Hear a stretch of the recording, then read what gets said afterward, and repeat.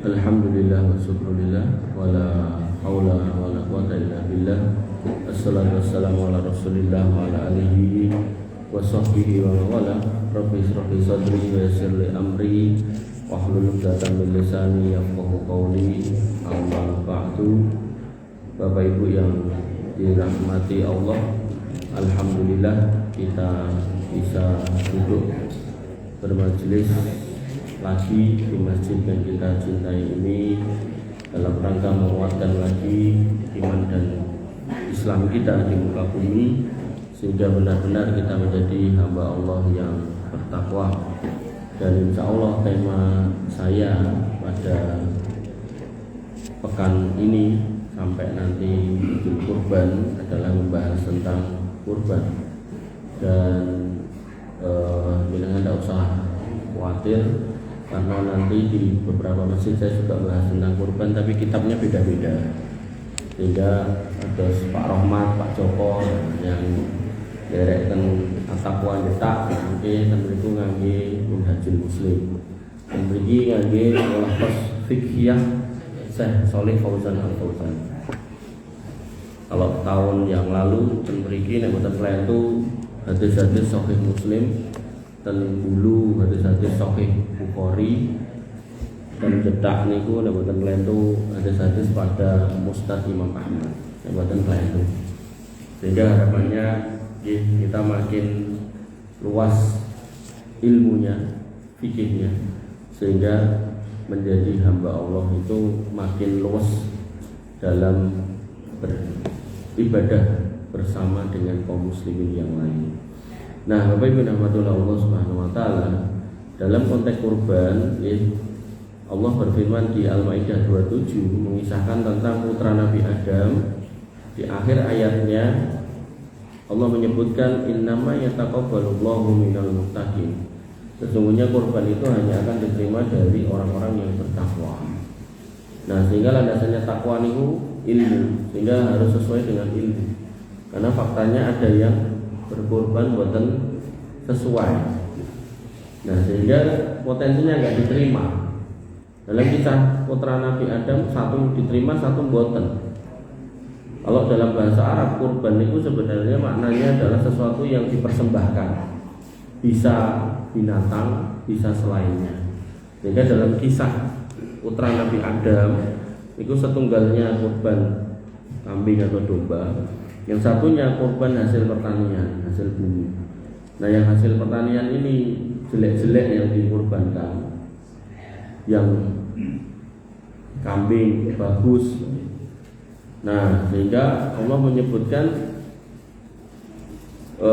fatukub bila min ahadihima, diterima salah satunya, walam yutaqabbal minal akhar, dan tidak diterima dari yang lainnya.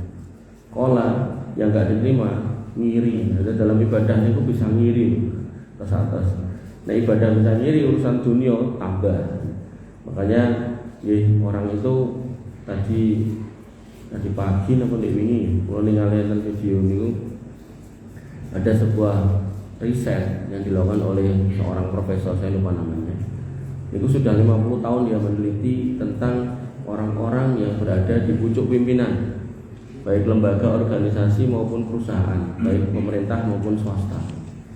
Dan menurut beliau itu tidak selalu orang yang kompeten duduk di sana.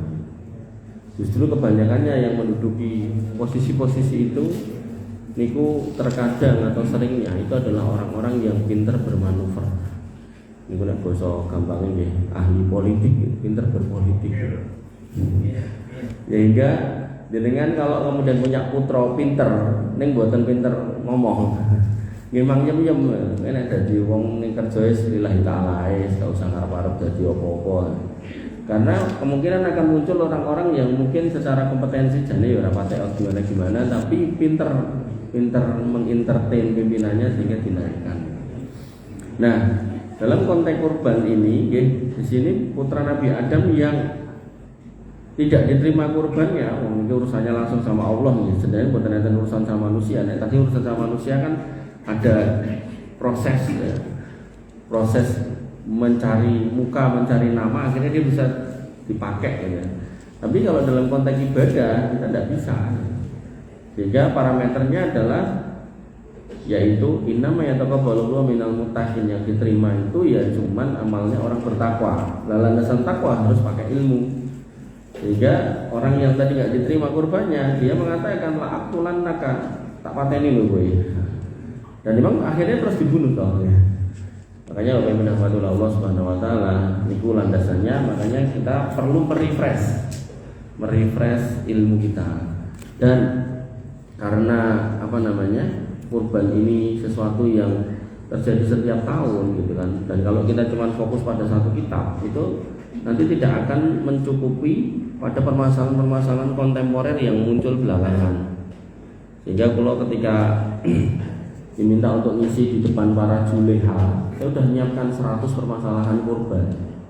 Di situ kita bahas sesuai yang mereka tanyakan. Tanya niki jawab, tanya niki jawab. Karena memang sudah saya siapkan. Nah, begitu dari hasil pengawasan ini, justru muncul pertanyaan-pertanyaan yang baru, yang akhirnya saya susun lagi, ketemu sampai 300 permasalahan banyak. Dan itu dari rampung, mungkin dari rampung kalau cetak yang kalau paling memiliki tunggal kok ini. Nah, terus hari Jumat yang lalu saya ngisi di bosnya Pak Soalek itu mereka pensiunan pegawai 3 serangkai dan juga grup goesnya Bos Alek itu. Nah, di situ saya mengidentifikasi banyak pengurus takmir gitu ya. Hampir 90 atau 80% lah itu pengurus takmir masjid gitu ya datang. Dan sudah sepuh-sepuh gitu. Nah, udah kita langsung gelar perkara. Gelar fikih. Gitu. Kita pikir kalau gawak gitu, kayak blok. Dan kita nyatan pun plong. Terus ulang dengan ilmu, dan memang pertanyaannya ya pertanyaan-pertanyaan yang terjadi di masjid-masjid mereka. Sehingga Bapak Ibu rahmatullah Allah Subhanahu wa taala, ini kita mulai saja, kita nikmati saja, mudah-mudahan nanti dalam proses berjalan ya, ini bisa selesai. Kalau selesai ya nanti kita lanjutkan dengan kitab yang lain sampai akhirnya benar-benar kita bisa berkorban dengan landasan takwa. Nah, Bapak Ibu rahmatullah Allah Subhanahu wa taala, kita mulai kitab Mulakhas Fiqhiyah Syekh Shalih Fauzan Al-Fauzan. Beliau masih hidup, mufti Saudi Arabia hari ini, sudah berusia 80 tahun lebih. Disebutkan di sini syarat kehalalan binatang darat yang harus disembelih dengan cara yang syar'i. Binatang yang tidak melalui proses penyembelihan yang demikian itu menjadi bangkai yang haram untuk dimakan. Sehingga pembahasan tentang penyembelihan dan mengetahui hal-hal yang berkaitan dengannya adalah sesuatu yang sangat penting. Dan terus binatang itu kalau matinya tidak dalam proses penyembelihan, binatang darat maka itu jatuhnya bangkai. Nanti di dalam kitab Matan Abu Suja niku syaratnya ada 3, jadi 4, tapi yang ketiga 3 dan 4 digabung jadi 1. Yaitu terpotongnya kerongkongan, terpotongnya tenggorokan, terpotongnya 2 pembuluh darah kiri kanan. 2 ini nek hitung 2 jadi 4, nek hitung 1 jadi 3. Nah, terus dari 3 ini beliau menyebutkan di kalimat paling bawahnya bahwasanya kalaupun tidak sempurna terpotong, artinya mungkin cuma tenggorokan dan kerongkongan pembuluh sini belum, maka selama itu mengalirkan darah dan mengeluarkan darah, maka masih terhitung sebagai penyembelihan gitu. Terus ya, mungkin ada orang-orang yang tidak tahu selempitan uratnya yang di kiri kanan itu loh. Nah, sehingga mungkin yang terpotong agak terus kerongkongan yang gede-gede niku wis dianggap wis ngoten kan terus tinggal gitu kan. Nah, maka Bapak Ibu rahmatullah Allah Subhanahu wa taala, para ahli fikih telah mendefinisikan bahwa penyembelihan adalah memotong binatang darat yang halal dimakan. Itu syaratnya harus halal dimakan. Dalam konteks kurban maka disebutkan bahwasanya min bahimatil an'am. Bahimatil an'am niku nggih cuman kambing, sapi dan unta. Nanti sapi yang menyerupai niku adalah kerbau, kambing niku yang menyerupai nggih domba. Jenengan punya duit banyak mau kurban kuda ndak boleh gitu. Atau jenengan mungkin tidak punya duit kurban ayam, tidak boleh juga gitu. Walaupun nanti ada pendakwah yang mengatakan di kitab ini karya Syekh Fulan bin Fulan gitu, itu disebutkan bahwasanya dalam rangka ikut memeriahkan atau bergembira atas hari raya dan dalam rangka dan seterusnya, maka bagi yang tidak mampu maka buat kurban ayam. Ini udah ada dalilnya. Kenapa? Karena yang namanya ibadah itu sifatnya atau hukum asalnya adalah taufikiyah. Taufikiyah itu kedah ada dalilnya. Kamila al aslu fil ibadah at-tahrim ila ma dalil ala wujubiha. Hukum asalnya ibadah itu sebenarnya tidak boleh sampai ada perintahnya. Kamila dalam kaitannya kurban, maka min bahimatil an'am, maka nggih ten mriku kambing atau yang sejenis, kemudian sapi yang sejenis dan unta. Nah, Bapak Ibu rahmatullah Allah Subhanahu wa taala, binatang yang halal dimakan dengan cara memutuskan kerongkongan dan tenggorokannya atau melukai binatang yang enggan. Enggan di sini konteksnya ketika misal enten sapi gitu kan, bedal. Nah, dalam kondisi bedal itu kan kadang ditangkapnya susah. Nah, maka dalam kondisi seperti itu barangkali tentang Pak polisi atau Pak tentara yang masih aktif dan punya senjata api, nah itu jenengan bisa minta tolong untuk ditembak. Nah, tapi pas proses ditembak niku jenengan menyampaikan mengucapkan bismillah Pak. Dengan catatan boten saged dicekel lho, bener-bener melayu bedal terus enten liya yang sudah keselentak, kepijak, keseruduk ngoten niku lho. Nek niku sudah bahaya, sudah darurat. Tapi nek ucul terus saged dicekel, dilus-lus gelem gitu kan. Malah dijak jajan es teh yo melu gitu. Nah, nek ngoten niku nggih ampun digolekke jalan pintas. Nek ngoten niku nggih tetep ditali melih, dituntun melih ngoten niku. Makanya Bapak Ibu rahmatullah Allah Subhanahu wa taala, kasusnya pernah terjadi zaman Nabi SAW, ketika mau menyembelih untanya lepas. Nah, unta yang lepas ini lalu dipanah atau ditombak oleh seorang sahabat. Dan Nabi kemudian mengatakan, sing jenenge kewan senajan diternak ya jek duwe sifat-sifat buas. Maka kalau kamu mengalami yang seperti itu, ya lakukan seperti yang dia lakukan. Terus disifati seperti binatang buruan. Binatang buruan itu boleh dipanah, boleh ditembak, bahkan boleh dilepaskan anjing buruan yang terlatih, dan ketika melepaskan semua itu mengucapkan bismillah. Ngoten nggih. Pokoke nek kasusnya darurat ya, nek mboten darurat masih bisa diusahakan dengan lemah lembut, dengan ihsan, itu jauh lebih baik. Nah, Bapak Ibu rahmatullah Allah Subhanahu wa taala, dinamakan demikian karena diambil dari makna bahasa zakat sembelih, yaitu menyempurnakan sesuatu. Menyembelih hewan artinya adalah menyempurnakan hilangnya nyawa darinya. Dan di situ harus dengan sifat ihsan. Makanya nanti terkait dengan penyembelihan kurban pada zaman Nabi Adam tadi, itu disebutkan inama yataqabbalu Allahu minal muttaqin, yang diterima itu dari orang takwa aja. Nah, nanti dalam konteks sejarah kurban zaman Nabi Ibrahim di situ sebutkan bahwasanya yang mendapat balasan yaitu minal muhsinin, orang-orang yang ihsan. Sehingga sifat dalam berkurban itu harus dilandasi dengan takwa dan dilakukan dengan ihsan. Kamilo disebut dengan zakat atau penyembelihan, itu maksudnya menyempurnakan proses matinya dengan cara yang baik. Sehingga Bapak Ibu rahmatullah Allah, menyembelih hewan artinya adalah menyempurnakan hilangnya nyawa darinya. Allah Subhanahu wa taala berfirman pada Quran surat Al-Maidah ayat 3, diharamkan bagimu memakan bangkai kecuali yang sempat kamu menyembelihnya. Sehingga ini menjadi dalil ketika misal tadi bedal melayu tendualan adalah tampani mobil diel, lalu masih sempat sentik-sentik, dereng mati ya, sentik-sentik.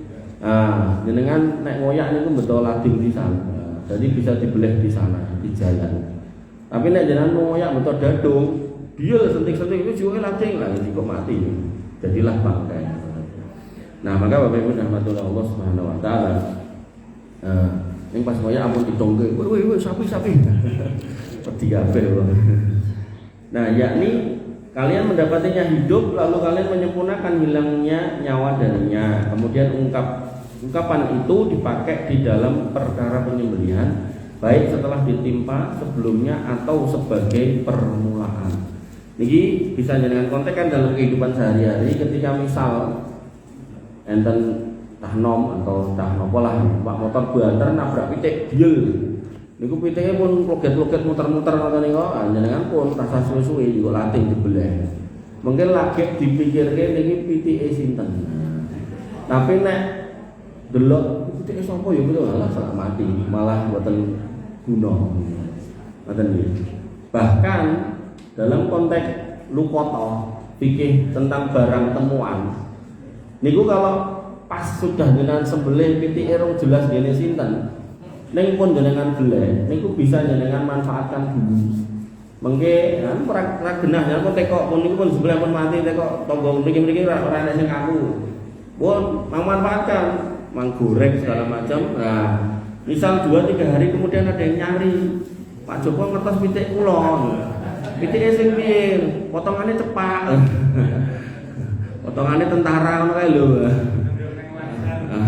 Oh, sing ngene-ngene kuwi nggon aku ngono. Wingi ketabrak motor tak beleh. Ya hitungan yo. Lah pripun kok jenengan beleh timbang mati dadi batang. Lah sakniki kan pundi jek ning wajan ngene iki lho. Lah mboten jenengan dahar. Alot jebule. Nah, Bapak Ibu rahmatullah Allah Subhanahu wa taala nggih.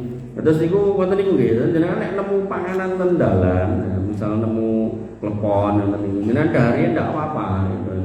Nanti baru ada yang nyari dijoli.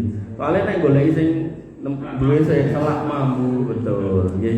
Ngoten. Tapi nek barang apa istilah awet nemu jam duit nah niku jenengan mengumumkan selama 1 tahun. Nanti nek setahun tidak ada yang nemu boleh dipek. Boleh dipek oleh sing nemu. Nah, tapi diumumkan mboten dijeleke. Jeleke wonge goleki malah meneng wae. Enteni setahun kok. Enggak boleh. Sambil nek ten pesantren itu kadang ditaruh ten etalase.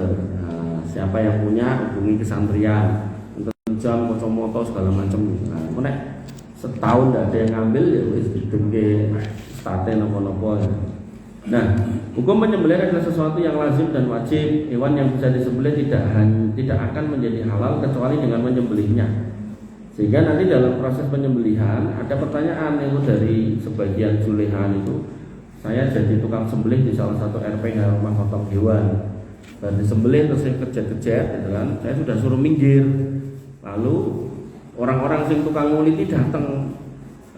Ben anteng sapine dicoblos nggih jantunge, jelas mati. Itu hukumnya apa? Bangkai. Sehingga dalam Islam ketika kita memang menyembelih ya kita tunggu sampai mati, jangan kemudian langsung kesusu di prosesi, dikuliti, tidak boleh. Dalam kitab yang lalu, kitab tentang muamalah fikih kontemporer, yang masih ingat, binatang yang hidup dipotong buntutnya. Niku hidup loh ya. Niku buntutnya yang terpotong dari binatang yang hidup itu hitungannya bangkai, tidak boleh dimanfaatkan. Jangan masih ingat dan kita refresh lagi.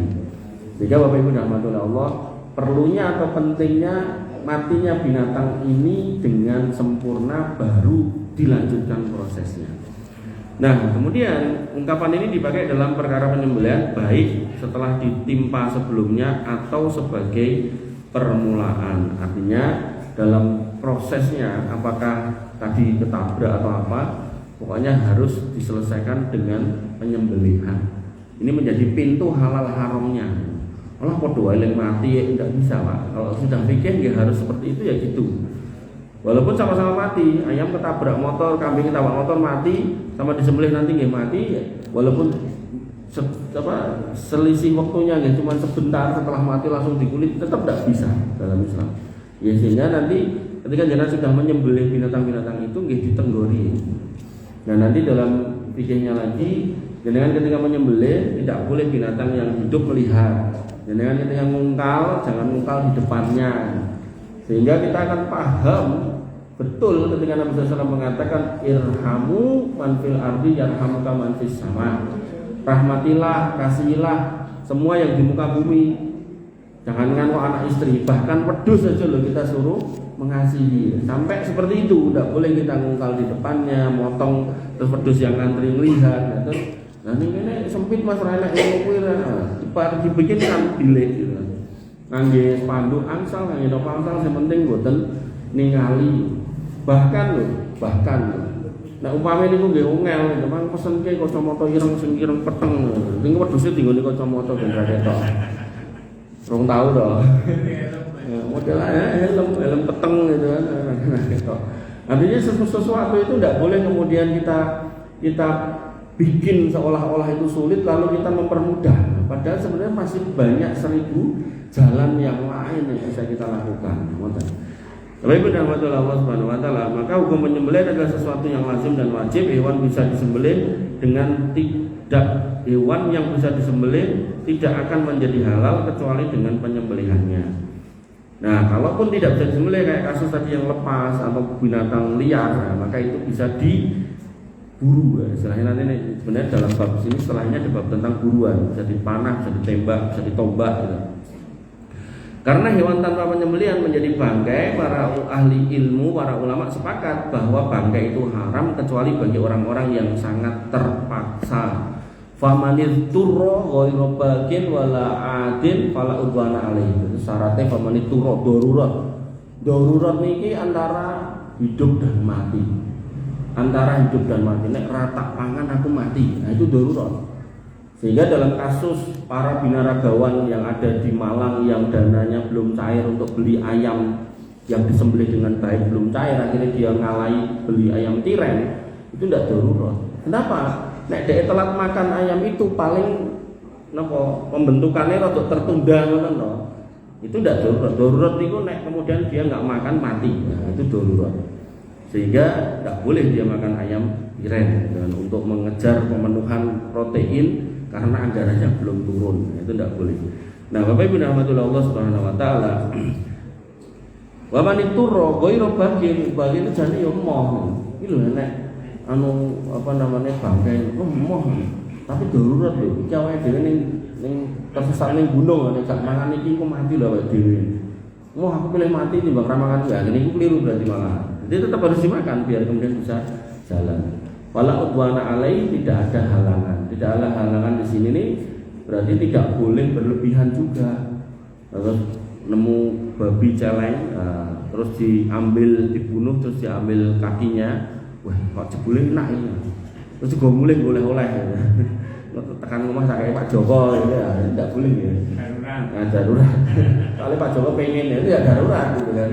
Nah, maka Bapak Ibu rahmatullah Allah, darurat itu pokoknya antara hidup dan mati gitu. Nah, sehingga nanti kalau ngomongkan vaksin zaman dulu, vaksin meningitis zaman dulu banget, ketika terjadi meningitis di Arab, kemudian sebagian jamaah pulang dengan meningitis. Nah, dulu itu vaksinnya yang awal dan paling awal itu benar-benar dari babi. Terus haji-haji yang kena suntik meningitis yang awal banget itu babi. Tapi belakangan sudah bukan, sehingga nanti bisa dikiaskan dalam konteks COVID. Nah, kemarin kan COVID kan ada yang mau disuntik vaksin kan tidak mau. Wah, itu yang kena begini. Nah, pertanyaannya lah, ini obat liannya apa orang? Enak kok. Kamu gawe wedang wuh seger waras gitu monggo. Tapi nek kemudian pemerintah yang mengumumkan tidak ada vaksin lain kecuali ini, ya nggak apa-apa gitu. Itu jangan kemudian merumuskan sesuatu akhirnya membahayakan diri kita dan keluarga kita. Nanti kaidahnya yang lain la dororo wala diroro. Tidak boleh kita membinasakan atau membahayakan diri kita atau orang lain. Bapak Ibu rahmatullah Allah Subhanahu wa taala.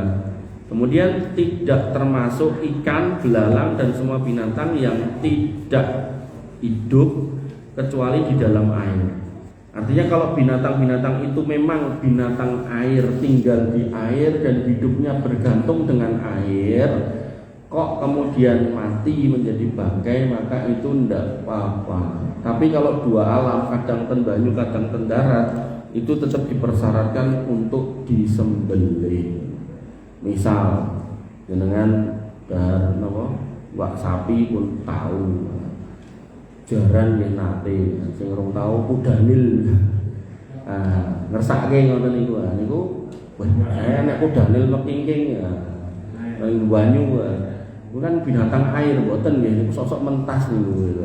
Makanya ndak boleh. Nek ten Indonesia boleh mboten enten niku nggih. Entene kebo air. Kalimantan niku enten kebo-kebo yang memang dia itu harian dari pagi sampai sore niku ten banyu.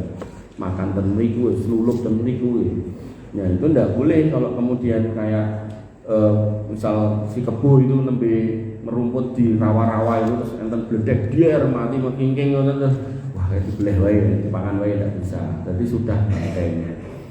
Begitu pula sebaliknya, kalau itu konteksnya adalah ikan, jenengan pun siap mancing, ajeng mancing ngeten lha malah enek bangkai lele sak pupu lewat, wis jikok wae go mulih gitu kan.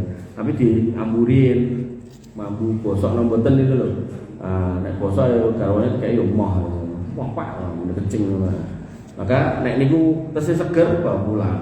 Bawa pulang dan tidak usah mancing, soalnya niku halal. Makanya kalau ikan boleh.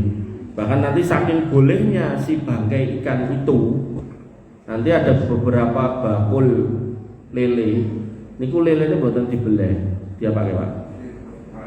Nah, ditutup iso, diceklek iso. Tidak apa-apa itu, tidak apa-apa untuk kasus lele. Ya.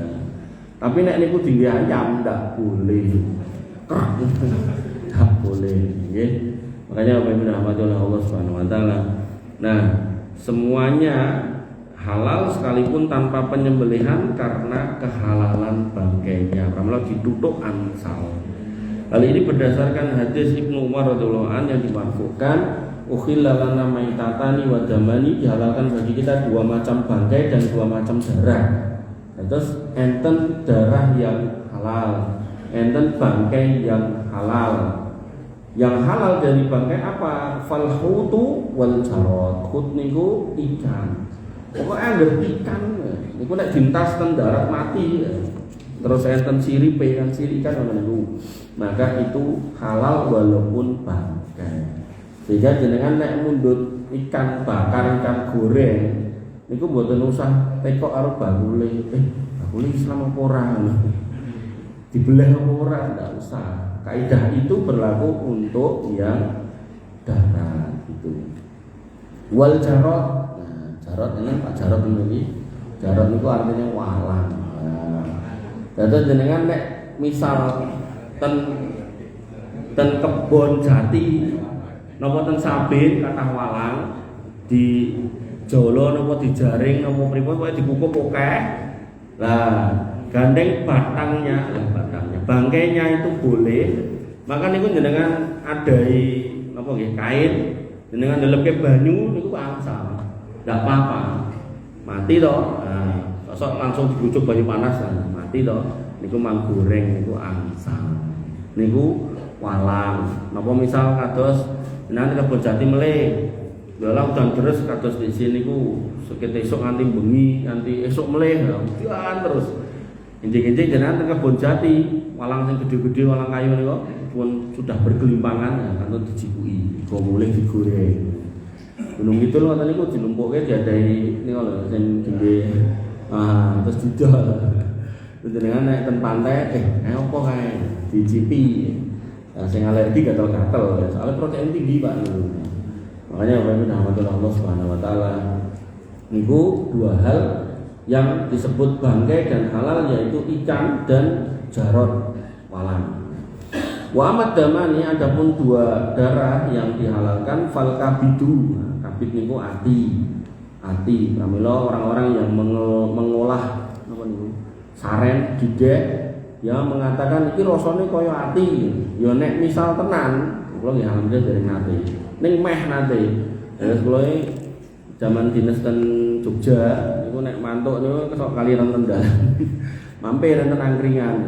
Nah, angkringane rada unik. Sebenarnya mboten ngangge sego dibungkus ya, jadi segone diciduk ten piring ngoten niku lho. Sak sayur-sayure pokoke kados warung makan tapi angkringan. Angge napa Mas? Ngangge oseng-oseng, senengane oseng-oseng. Jikoke to. Ini kotak-kotak yo. Niki nopo? Niki saren, Bu. Bu, sampai tapi ora delok bentuk ngene mbok pakane kaya ngono. Padahal niku kula sering banget mandeg ten niku. Tapi nggih bareng kula sampai saniki pun mboten kersa mandeg niku moh.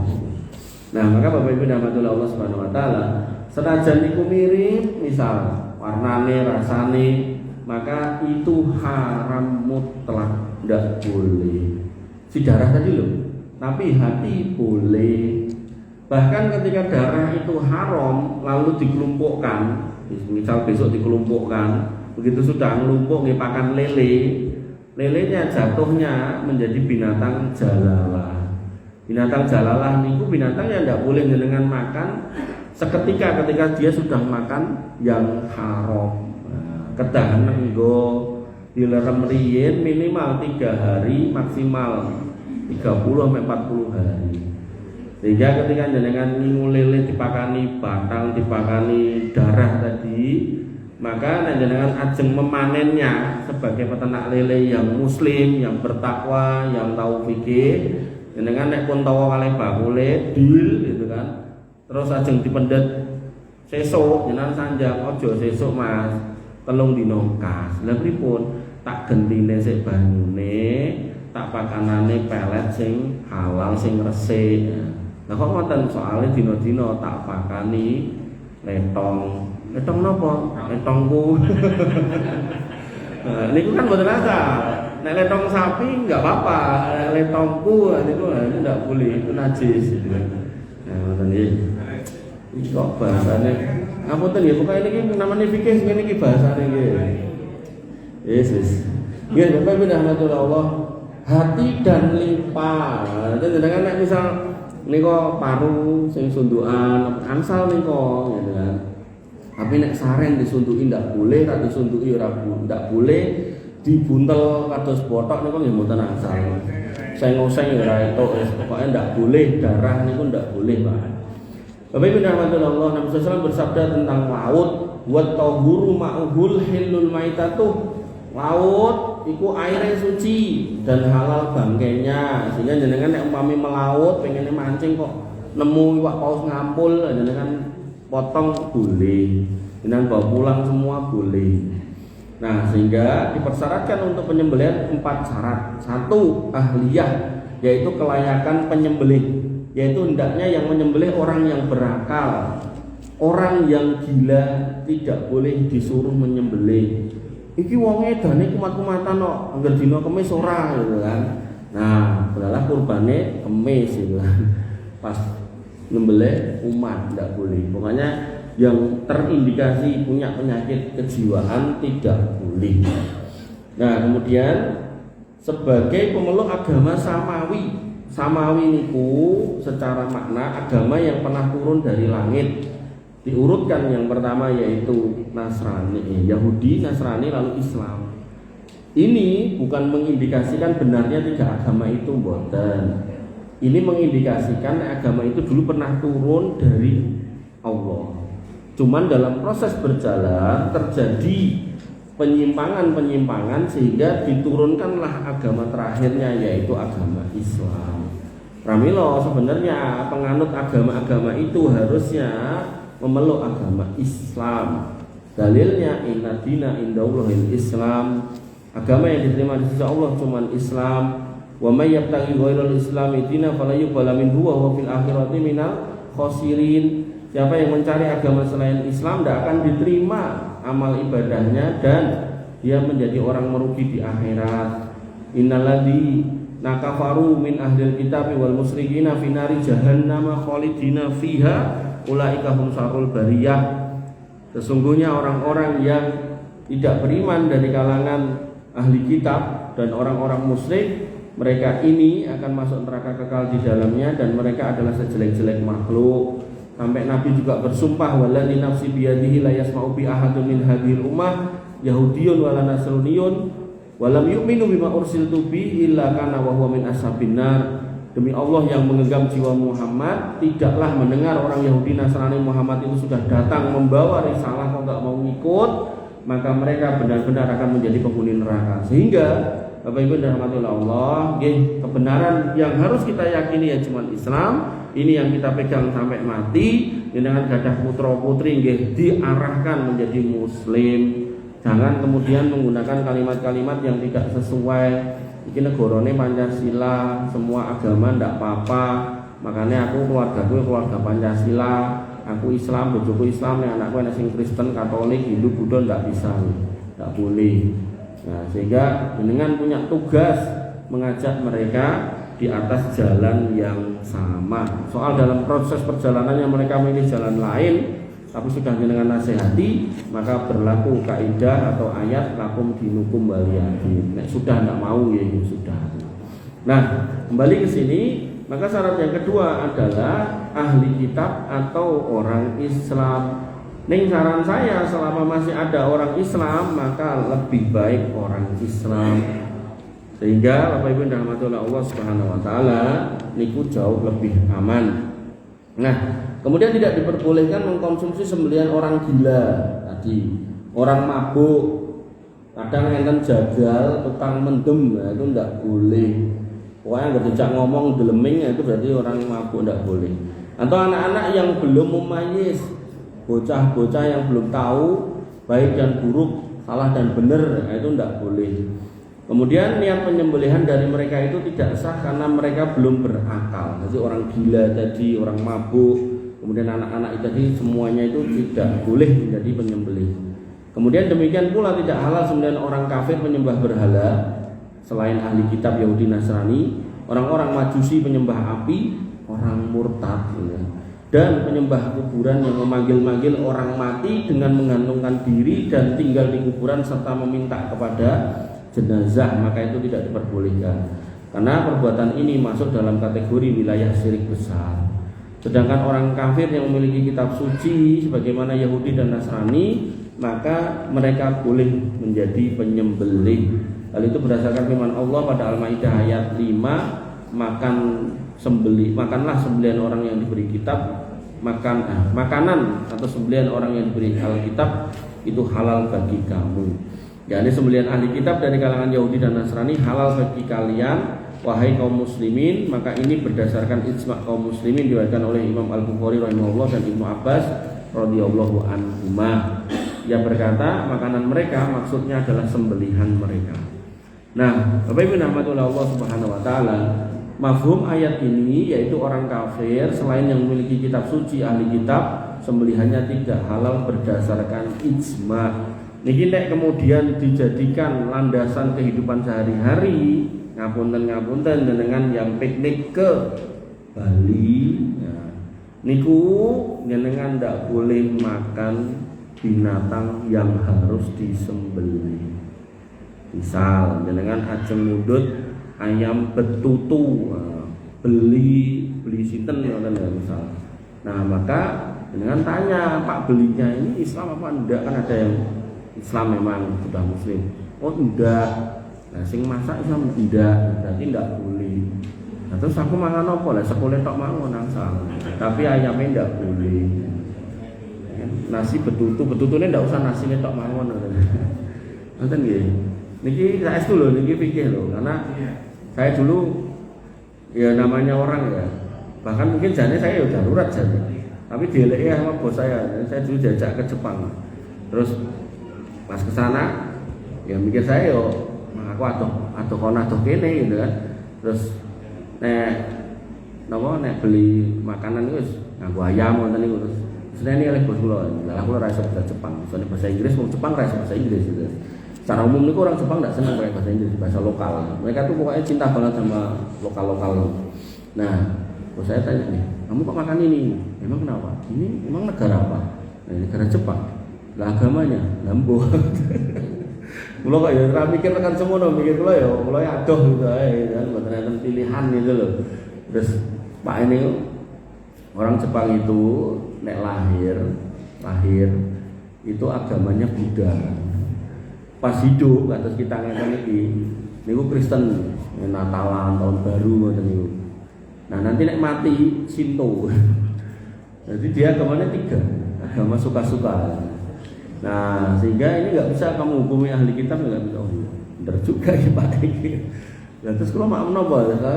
Kalau sempat di ini kalau enten Indomaret enten sing sego kotak-kotak SG3 lho, onigiri. Onigiri ngoten niku to. Niki mawon nggih. Ini komposisinya apa? Lho, enak iwak apa minyak babi ini angel juga. Terus enten kados mimi kering ngoten niku mungkin kajenge dicorne banyu panas. Kalau jukuk niki ya enak babi ini. Terus kalau mak menapa? Akhirnya ketemunya napa? Ketemunya nggih ngomong sego putih. Nek ten niku nek niku Indomaret segala macam, nek niku namanya Lawson. Lawson sosok enten ing Indonesia ya. Niku ten Lawson niku nggih kedol sego putih karo ndok godhog. Sego putih. Terus mungkin di tempat-tempat tertentu ten kayak uga-uga bento. Bento niku kan istilahnya panganan wadah kotak cilik ngoten niku. Nenten bento mang ngoten niku. Nenten niku kula pilihane mung sego kalih udang. Udange niku nggih pilihane mung digoreng. Mesti ngorenge bareng sing aneh-aneh niku wae. Wis. Sebulan niku mangan urang terus mulih-mulih kolesterol. Pokoknya nek niku terus bariku tahu tempe ndak ada dari tahu. Nah kok urang, soalnya ngaran ini penak, ngaran ini gampil. Bumbu sing enten urang niku namanya apa, Bu? Ebi ya. Basa Jepange urang ya ebi. Lah mungkin nek jenengan tawari wong Jepang mau makan apa? Ebi. Kok dikek urang. Makanya Bapak Ibu rahmatullah Allah Subhanahu wa taala. Ya niku ngarani urang mergone ngerti bahasane. Nggih, ngene ebi. Nah, sehingga nggih tidak halal sembelihan selain ahli kitab. Hikmah dihalalkannya sembelihan ahli kitab dan tidak dihalalkan sembelihan selain mereka karena ahli kitab meyakini bahwa sembelihan selain karena Allah itu haram. Jadi mereka itu masih diabsahkan sembelihannya karena mereka masih menyebut nama Allah walaupun ada kekeliruan setelahnya. Orang Yahudi meyakini Uzair putra Allah, orang Nasrani meyakini Isa putra Allah, maka kekeliruan itu masih tidak kemudian disalahkan tentang sembelihannya. Bapak Ibu rahmatullah Allah Subhanahu wa taala, mereka juga meyakini haramnya bangkai. Jadi mereka nek suruh makan hewan mati juga tidak mau. Demikianlah yang dibawa oleh para nabi mereka. Ini berbeda dengan orang-orang kafir yang lainnya. Mereka melakukan penyembelihan untuk patung-patung dan menghalalkan bangkai. Dan nanti dalam konteks mereka ini nggak tahu halal haram, orang-orang selain ahli kitab itu kayak kasus makan anjing. Itu anjing itu nggak disembelih, dikeprok atau dicelup. Nanti ada juga yang lebih parah niku tepake dandang gede, banyune umuk, anjingnya cemplungin mriku, plung tutup. Nah, kok wis anteng ya kan. Gede mulai. Nah, kok wis anteng dikirane pun mati, ditinggal ngobrol karo koncone, irike mencolok. Nah, mlaku kutuk. Nah, setelah mlaku dikejar. Ning gandeng niku kan memang kewan rumahan, jadi dikejar nggih mboten mlayu dikira ditutke juragane. Niku juragane ngetute ning mburi karo bubuti niku. Wah, sadis banget. Makanya Bapak Ibu rahmatullah Allah Subhanahu wa taala, Islam tidak mengajarkan seperti itu. Nggih, kok pilih mekaten rumiyin yang bisa saya sampaikan, insyaallah kita lanjutkan fikih tentang kurban dan